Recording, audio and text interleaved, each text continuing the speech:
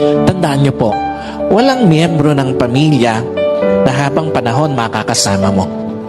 Walang asawa na habang panahon makakasama mo. Walang magulang na habang panahon makakasama mo. Walang anak na habang panahon makakasama mo. And at the same time, wala din namang kapatid na habang panahon makakasama mo. Meron lang itinakdang panahon ang Diyos para makasama sila sa buhay mo. Meron lang itinakdang panahon ng Diyos para ma-enjoy mo yung mga panahon na makakasama sila. Bawat panahong kasama ang pamilya, pahiram ng Diyos. Bawat panahong kasama mo sila o bawat araw na kasama mo sila, kabawasan yon sa panahong makakasama mo sila. At bawat sandali na lilipas, palapit ng palapit yon sa pagtatapos ng pahiram na panahon sa iyo ng Diyos.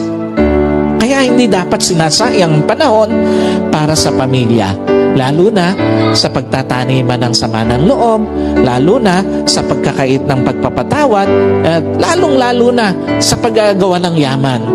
Napakawalang kwenta ng mga bagay na minsan hinahayaan natin na sayangin yung panahon na dapat kasama natin ang pamilya natin.